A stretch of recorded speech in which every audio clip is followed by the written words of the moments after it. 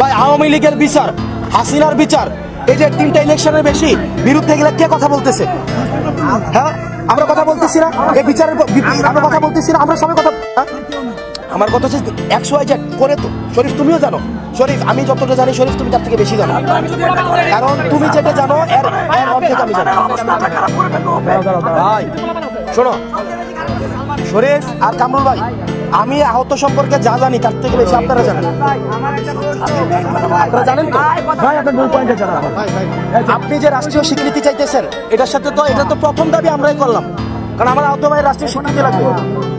আমরা এটা ভাই, এটা আমরা আমাদের বাচ্চা থাকার জন্য প্রোক্লেমেশন আমরা আদায় করবো। আমি তো বলছি ভাই, এটা আমার তো ভাই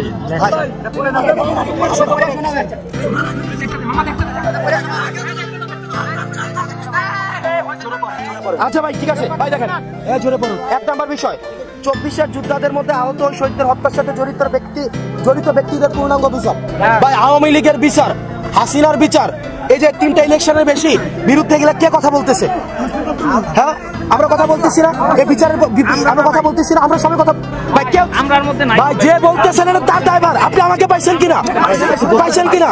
হ্যাঁ সাজ্জাদ ভাই আওয়ামী লীগের সাথে কোনো ধরনের ভাই চুপ ভাই সাজ্জাদ ভাই ভাই আপনাদের লেখা একটু ভাই সাজ্জাদ ভাই, এখানে যদি শেষ মানুষটা, আমি বললাম আপনিও না থাকতে পারেন হাসিনার বিপক্ষে, আপনিও না থাকতে পারেন আওয়ামী লীগের বিপক্ষে, শেষ ব্যক্তিটা ভাই আমার হারানোর কিছুই নাই। আমাদের হারানোর, এখানে যারা আছে আমাদের হারানোর কিছুই নাই। হাসিনার বিচার আমরা নিশ্চিত করব, তবে আপনাদেরকে সচেতন থাকতে হবে কারা এখন হাসিনার বিচার চায় না।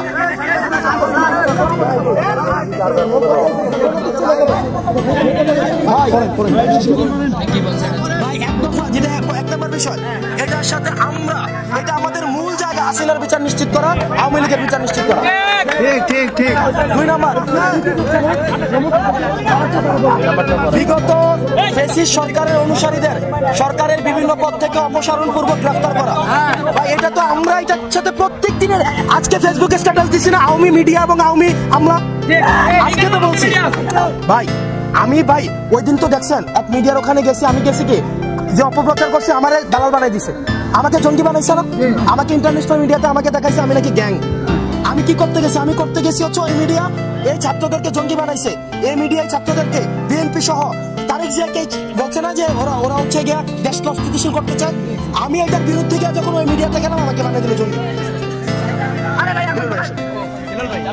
3 নম্বরে দেখেন ভাই, হিরুল ভাই এখানে আছে, দেখেন আহতদের কোটা মানে ক্যাটাগরি সঠিকভাবে প্রণয়ন। আচ্ছা এখানে কি ইয়া কেউ আছেন পিজি হসপিটাল এবং হচ্ছে সিএমএইচ এর? আছে ভাই, আছে ভাই, সিএমএইচ এর আছেন? লাস্ট আমি আছি সিএমএইচ এ কবে আপনার সাথে আমার দেখা হয়েছিল? মানে আমি গত পরশু দিন তো আগে গেছি ওখানে গিয়ে, এবং স্বাস্থ্য মন্ত্রণালয়ে আমি নিজে ফোন দিয়ে বলছি এই কোটা গাড়ি এমনি থাকতে পারে না, মানে ক্যাটাগরি থাকবে, কিন্তু ক্যাটাগরি ABC যেটা হয়েছে এটা ভুল ক্যাটাগরি। এমন হয়েছে আমার হাত যায় নাই, কিন্তু আমার ইন্টারনালি আমার একদম ভাই এটা আপনারা আমাদের সাথে কথা বলবেন না রে ভাই, ভাই আপনারা আমাদের সাথে যদি কথা বলবেন, এই কোটা নিয়ে তো আমাদেরও প্রবলেম। অনেকে আছে ভাই, অনেকে আছে হাত আছে কিন্তু আর কাজ করবে না, অনেকে আপনি ডি ক্যাটাগরিতে রাখবেন দেখা যায় বলে। ভাই আপনারা আমাদের সাথে যোগাযোগ করবেন, এটা নিয়ে আপনারা বলার আগে আমরা কাজ করতেছি রে ভাই, আপনারা বলার আগে। আমি সিএমএইচ গত 4 দিন আগে গেছি, সিএমএইচ মনে নাই, পিজি হসপিটালে গেছেন। হ্যাঁ কোথায়?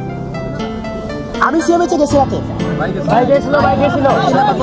আচ্ছা আহতদের পুনর্বাসন প্রক্রিয়া সঠিকভাবে বাস্তবায়ন, ভাই সমাজ কল্যাণ মন্ত্রণালয় এবং এই যে প্রবাসী কল্যাণের যিনি ম্যাজিস্ট্রেট সারোয়ারকে চিনেন তো আপনারা? চিনেন না? আজকে 5 দিন আগে সবার সাথে বসছি যে ভাই বিদেশে কোন কোন জায়গায় আছে, যেমন উনি বলছে মালয়েশিয়ার এমন উন্মুক্ত হবে, মালয়েশিয়া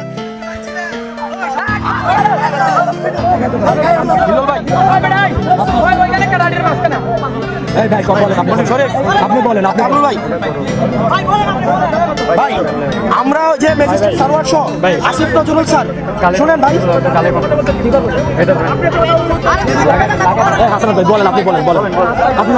আমরা ওখানে গিয়ে বসে যেমন কয়েকটা দেশের ভিসা যেন খুলে দেয়, এগুলোর জন্য কাজ হইতেছে। যেমন মালয়েশিয়া সংক্ষিপ্ত না ভাই, আমার সব জানাইতে হবে। মালয়েশিয়া, তারপর হচ্ছে কাতার, তারপর হচ্ছে কুয়েত, এইসব জায়গাগুলোতে যোগ্যতা অনুযায়ী যেন পাঠাইতে পারে। এটা নিয়ে ম্যাজিস্ট্রেট স্যার আপনি ফোন দিয়ে দেখতে পারেন, আমি এখন ফোনে ধরে দিতে পারি, ওনার সাথে আমরা বসছি।